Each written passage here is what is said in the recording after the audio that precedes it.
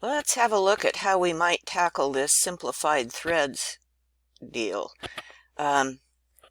So it's going to be all about offsets, and a good approach is just to start with what you know for sure and then go on to the next thing you know for sure, and just gradually you work your way through and you get this thing drawn.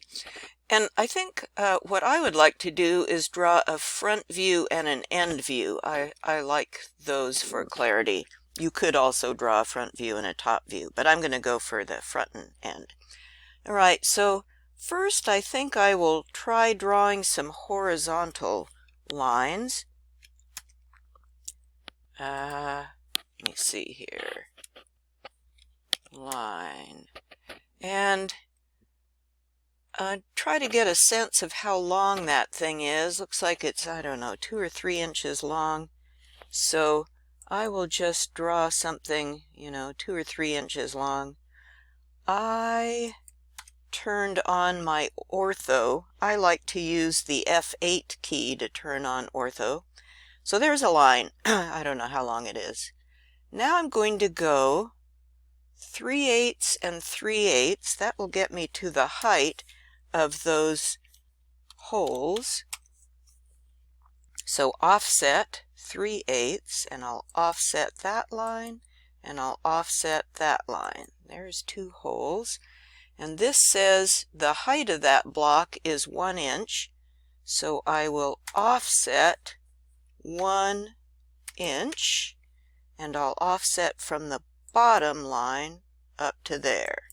All right, that's something. Now it looks like everything builds off the centers of those holes. So let me just draw a vertical line somewhere. I still have ortho on to make it easier. There's a vertical line. I'll say that's that left hole, the bigger hole. And then I'm going to offset 5/8 of an inch to get to the place of the smaller hole. So offset 5/8, or 625. Offset. And then from that smaller hole to the edge of the block is 5/8. So I'll offset 5/8, 0.625 again. And there's where my block will be. Alrighty. Now, I think I will draw the round nose of the thing. And according to this, that is a radius of 3/8. And it shows that that radius, that arc, is centered around the big hole. So I'm going to get a circle,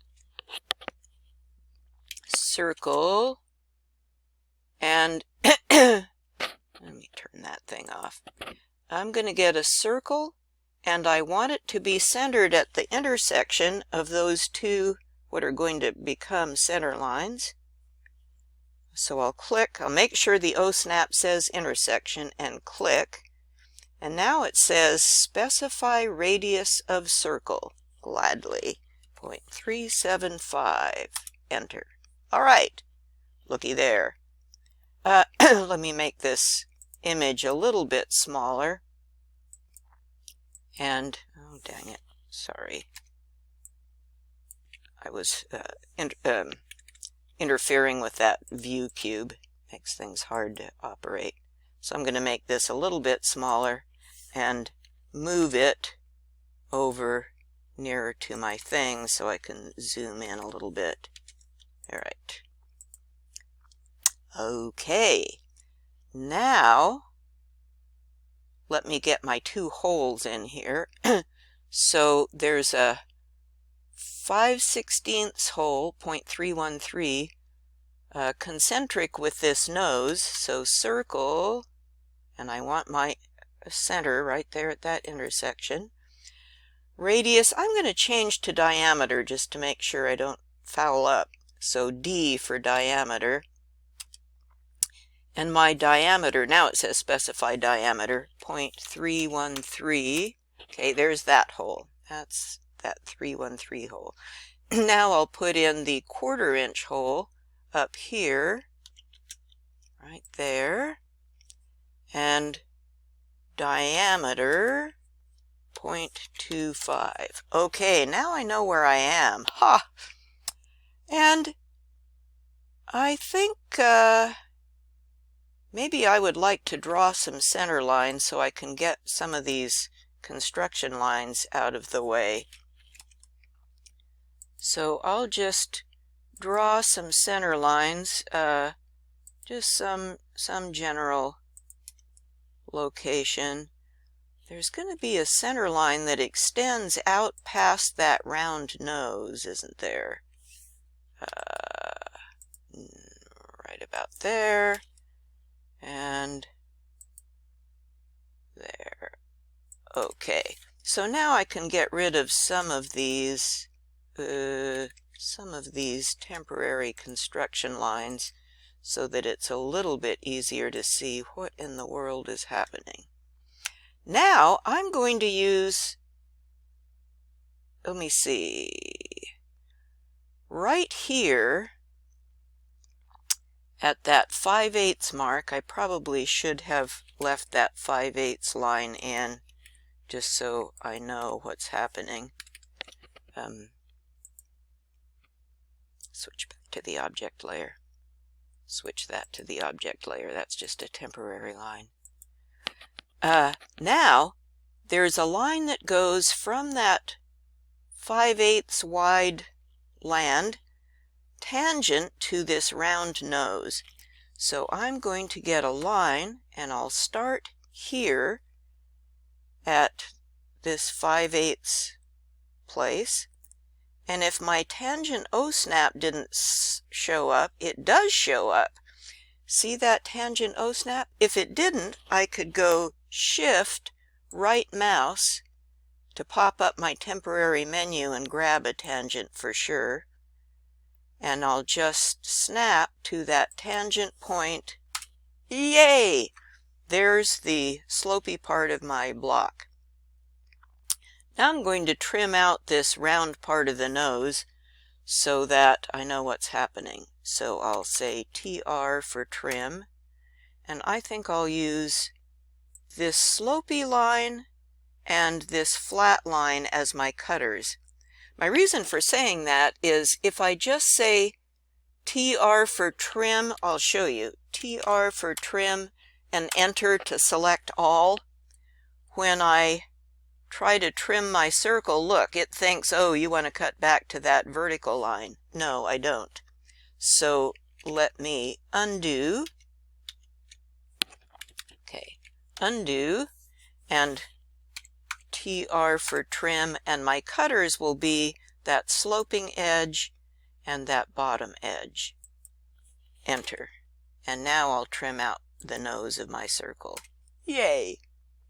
Now I'm ready to trim some other stuff. So now TR for trim. This time I will hit enter to select all. And I'll just use a right crossing window to grab that one. And I'll use a right crossing window to grab that one. And then I'll trim top and bottom. Oh, looky there. Things are starting to shape up. And I will erase that thing. Now, while I'm here, I might get started on my end view. I like to use that, what do you call that? That object tracking thingy. So I hit a line command, I acquire that point, and hopefully a green ghost line will show up. And now I can go over, how far am I going over? 0.75, 3/4 of an inch. And now I'm going to turn my ortho back on with my F8 key. And now I'm going to go down.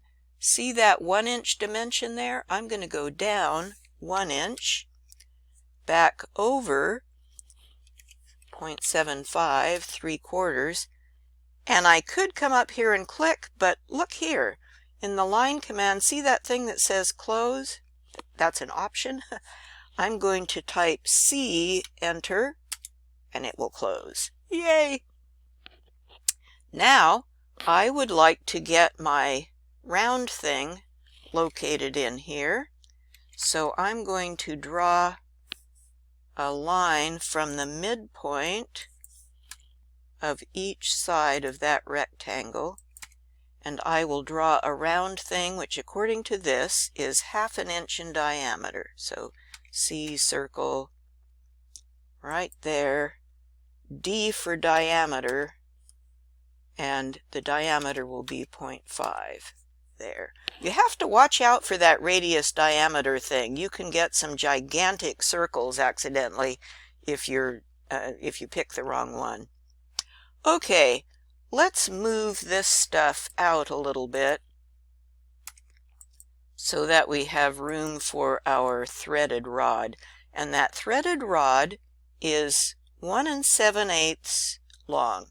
So I'm going to get an offset again, and I will enter 1.875, and I will offset from here out to here. And then the threads themselves are 3/4 in from the end. So offset 0.75 from here to here.